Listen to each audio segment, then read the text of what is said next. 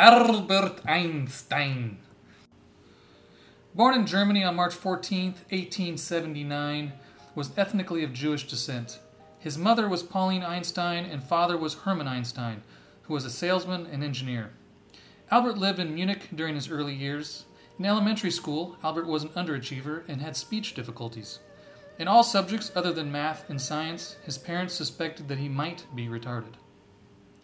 According to family legend, he was a slow talker, pausing to consider what he would say.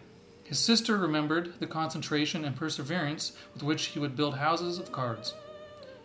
Between the ages of 6 and 13, he took violin lessons. Music would forever be an important part of his life. Dwelling much in intellectual solitude, for relaxation he would listen to Mozart. When Einstein was 5, after his father showed him a pocket compass, he realized that there must be something in space that was moving the needle. Later in life, he stated that this experience made a deep and lasting impression. His father intended for him to pursue electrical engineering, but Einstein clashed with authorities and resented the school system of rote learning. He later wrote that the spirit of learning and creative thought were lost when learning was restricted to a process of memorization. Sometime around 1895, at age 13, little Albert began studying calculus. At age 15, his father's business had failed, forcing the family to move. Young Albert dropped out of high school. Deciding not to return, he applied to a tech college. Because he didn't have a diploma, he was required to take an entrance exam. He failed the topics tested outside of math and science. If I were to have the good fortune to pass my examinations, I would go to Zurich. I would stay there for 4 years in order to study mathematics and physics.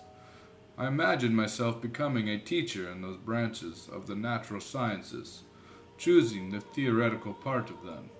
Above all, it is my disposition for abstract and mathematical thought and my lack of imagination and practical ability.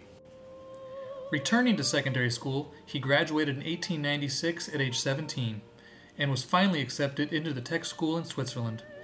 In 1901, he gained his diploma and acquired Swiss citizenship. In 1903, at age 23, Albert Einstein had a temporary job as a teacher, teaching mathematics at a technical high school, but instead was inspired to work at a university. He was having troubles landing a better job, and later wrote, I have given up the ambition to get to a university. Unable to find a teaching post, in 1902 he accepted a position as a technical assistant in the Swiss Patent Office.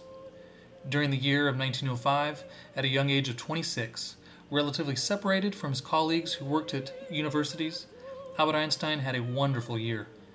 He made revolutionary discoveries concerning the photoelectric effect and special theory of relativity. Einstein described how the photoelectric effect was caused by the absorption of quanta light.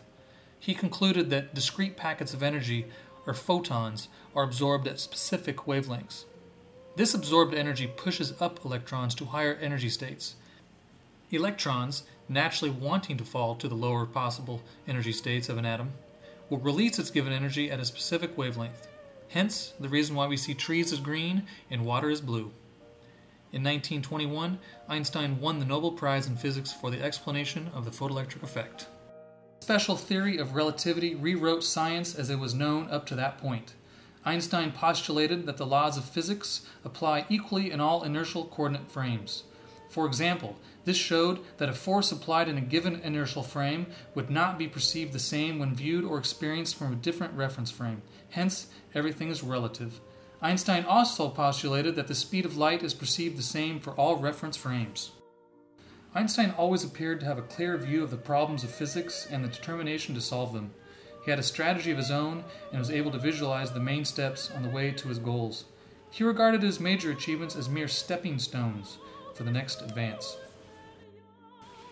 The most beautiful thing we can experience is the mysterious.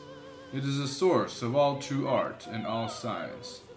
He to whom this emotion is a stranger, who can no longer pause to wonder and to stand wrapped in awe, is as good as dead.